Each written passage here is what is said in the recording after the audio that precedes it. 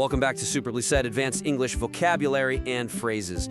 Before we get started, just a quick reminder that you can go to SpeakDuo.com to meet new people from around the world on video calls.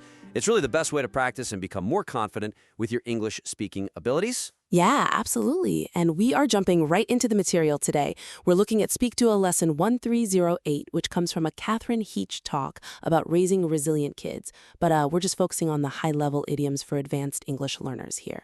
Right, so let's get into the first phrase, which is to stand your ground. Stand your ground. Yeah, the source context uses this when talking about a kid not compromising when a movie gets too scary. Like standing your ground on your personal boundaries. Exactly. It means to refuse to change your opinion or give up your position when you're challenged. But I always wonder how this compares to something like digging your heels in, because they sound so similar. They do, but the nuance is pretty different. Digging your heels in implies stubbornness. It's like refusing to move even when you're totally wrong. Oh, so it's more ego-driven? Right, whereas standing your ground is a much more positive connotation. It's about defending a valid boundary or a principle against pressure.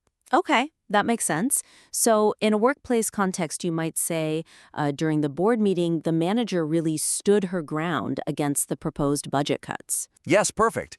Or if you're answering an IELTS Speaking Part 2 question about peer pressure, you could say, even when my friends wanted to skip class, I stood my ground and went to the lecture. Nice. All right, let's move to the second phrase, to clam up, which means to become silent or refuse to speak, usually because of shyness or fear. In the lesson, it's about a young girl who goes silent when she meets new adults. Right, like a clam snapping its shell shut. But is that the same as giving someone the silent treatment? Not quite.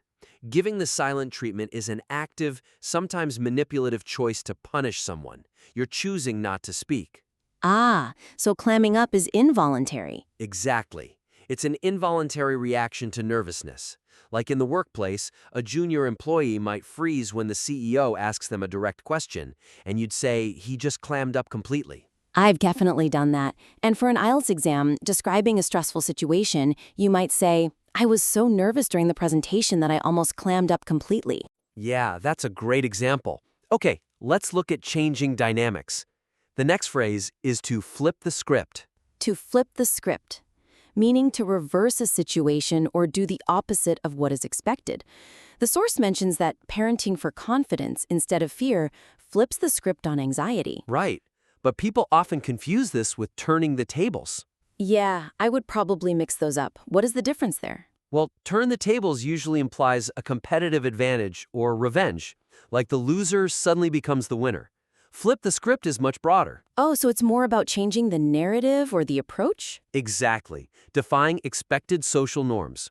For example, you could tell your boss, our startup decided to flip the script on marketing by engaging in grassroots community discussions instead of running traditional ads. I like that. Or for IELTS, discussing societal changes, you could say, remote work has really flipped the script on how we view the 9-to-5 workday. Spot on. The next phrase is play out. Play out. To develop, unfold, or happen over a period of time. Like watching a specific parenting approach play out over hundreds of times in an office. Right. Now, you'll hear people say pan out as well, but pan out focuses specifically on the result. Like, the plan didn't pan out. It wasn't successful. So play out is more about the process? Exactly. It's the process of the events unfolding. So at work, discussing a risky strategy, you might say, we need to wait and see how this merger plays out over the next quarter. You're not judging it yet, just watching it happen. Right. And for IELTS, speculating on the future, you could say it will be interesting to see how the climate crisis plays out politically in the next decade. Great usage. Let's move on to leadership phrases.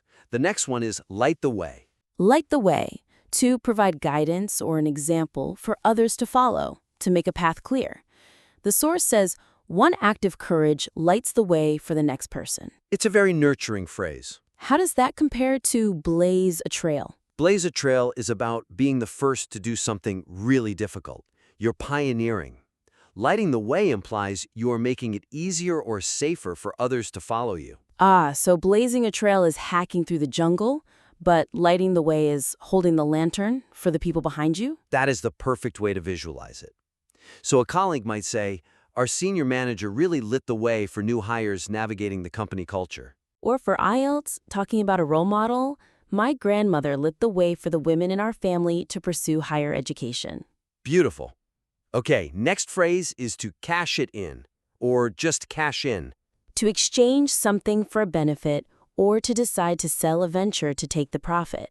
The text mentions cashing in Brave points for trips. Right. And you might hear people say, call it a day. Yeah, I say that when I'm leaving the office. Exactly. It just means stopping work. But cash it in, especially in business, implies finalizing value, like selling the company or taking the rewards of your hard work. So a workplace example would be, the founder decided to cash it in and sell his successful tech company to a larger corporation. Right, they are taking the profit. Or an IELTS example discussing retirement, you could say, after 40 years of teaching, he decided to cash it in and travel the world. Okay, I get that. Now let's look at endurance. The phrase, come what may. Meaning regardless of what happens or whatever difficulties arise.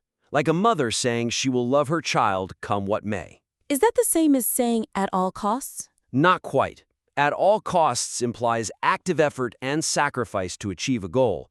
Come what may is more of an acceptance of future circumstances. Like enduring the storm? Yes, implying loyalty or consistency regardless of external chaos.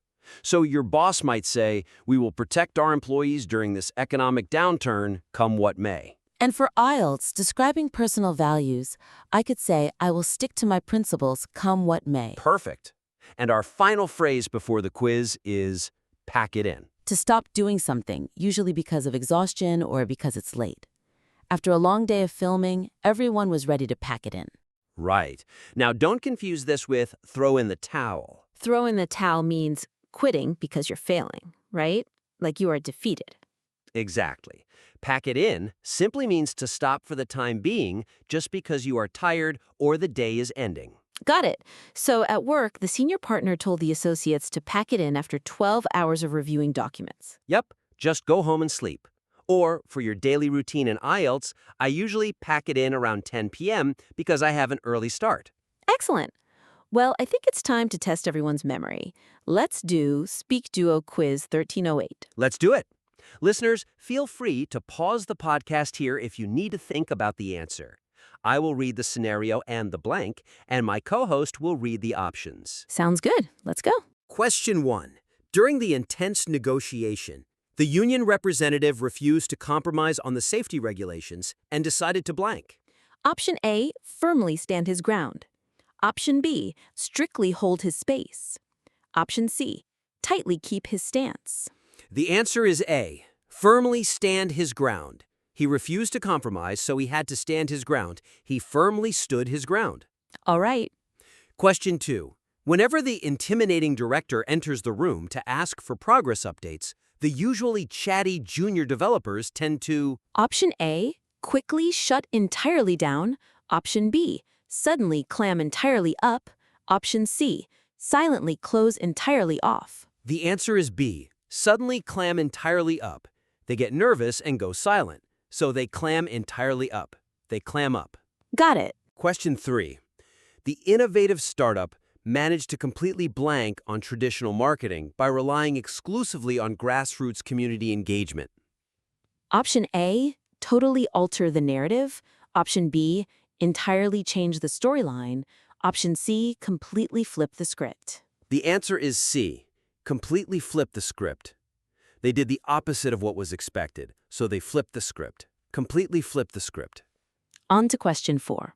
The political analysts were eagerly watching the controversial election results to see exactly how the unpredictable situation would blank.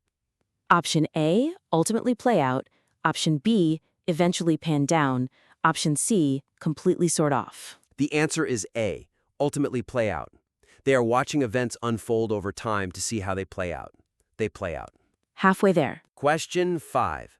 Her groundbreaking academic research on renewable energy technologies will undoubtedly blank for future generations of environmental scientists. Option A, perfectly clear the road. Option B, actively light the way. Option C, securely pave the path. The answer is B, actively light the way. She is providing guidance for others, helping to light the way. Actively light the way. Question 6. After spending a decade building a highly successful tech enterprise, the weary founder decided it was finally the right moment to blank. Option A. Formally trade it up. Option B. Publicly sell it out. Option C. Ultimately cash it in. The answer is C. Ultimately cash it in. He is selling the venture to take the profit, so he decides to cash it in. Ultimately cash it in. Almost done. Question 7. Despite the severe economic downturn and uncertain market forecasts, the dedicated CEO swore to protect all of her employees blank. Option A. Simply come what may. Option B. Surely fall what will. Option C. Safely pass what does. The answer is A. Simply come what may. She is showing loyalty regardless of difficulties, come what may. Simply come what may. And the final question. Question 8. After 12 exhausting hours of meticulously reviewing the complex legal documents, the senior partner finally told the associates to blank. Option A. Fully close it out. Option B. Simply pack it in. Option C. Just wrap it down. The answer is B. Simply pack it in. They are stopping work due to exhaustion, so they need to pack it in. Simply pack it in. That is a wrap on the quiz. Excellent job. These phrases add so much color and precision to your English speech. And remember, if you want to practice standing your ground or flipping the script in real conversations, definitely visit SpeakDuo.com. Absolutely. Thanks for tuning into this critique. We are going to pack it in for today. See you next time.